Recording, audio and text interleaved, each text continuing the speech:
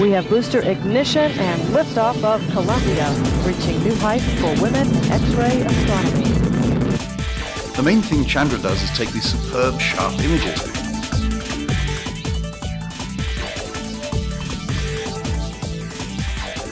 Names in astronomy don't always tell the whole story. Let's take, for example, radio galaxies. Why, might you ask, would a Chandra podcast talk about such an object? The answer is that radio galaxies are, yes, very bright in radio emission, but they are also powerful emitters of X-rays, optical light, and from other parts of the electromagnetic spectrum. More than that, they are important objects that really have played a very big role in how the universe has evolved. Let's listen to Dr. Dan Evans from the Harvard-Smithsonian Center for Astrophysics as he explains why he thinks radio galaxies are so important to study. Radio galaxies are the 10% of active galaxies that emit very bright radio emission. The radio emission comes out in the form of a collimated relativistic jet. Now, radio galaxies are really important for the universe as a whole because they act as energy-carrying channels. They transport energy from the black hole radius on which they're created out to really, really big distances perhaps in excess of 300 to 400 million light years. So you can see that radio galaxies actually have a cosmological importance. By transporting the energy out to these vast distances, they affect their environments and they affect the universe as a whole. So what does an X-ray telescope like Chandra have to do with these objects that are so well known for their giant output of radio waves? Chandra observations really form the cornerstone of research into radio galaxies.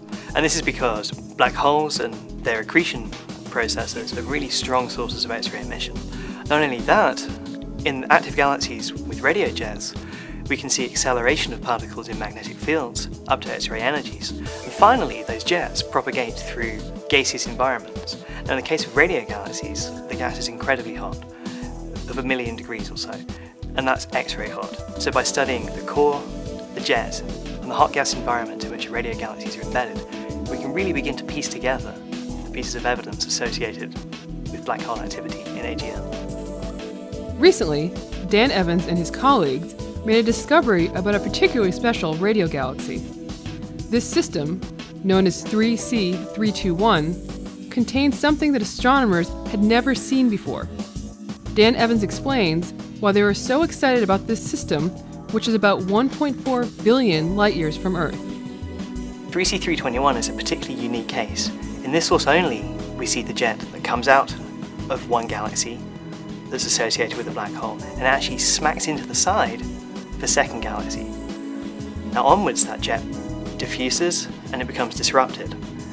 If you were sitting on a planet in that other galaxy, you would expect to see an enormous amount of radiation, and the jet itself would cause really damaging effects to the planetary atmospheres in that galaxy. 3C321 is a great example of how one telescope cannot tell the whole story of our universe. So while it's classified as a radio galaxy, because of the conventions used by astronomers from decades ago, it's obvious that many viewpoints are needed to get to the heart of the matter. Dan Evans talks about combining individual elements so the sum is truly greater than its parts. By tying together observations with NASA's fleet of great observatories, those are the Chandra, the Spitzer, and the Hubble Space Telescopes, together with ground-based information from the very large array of radio antennae in New Mexico, we can really begin to understand the physical processes present. For example, the radio traces emission from the jet, the X-ray emission traces the activity associated with the black hole, and then the optical and infrared data show us really how the two galaxies are in the process of merging. So it's only by combining these four pieces of information that we can really begin to establish the complete picture of the 3C321 system. Remember, don't let names in astronomy fool you.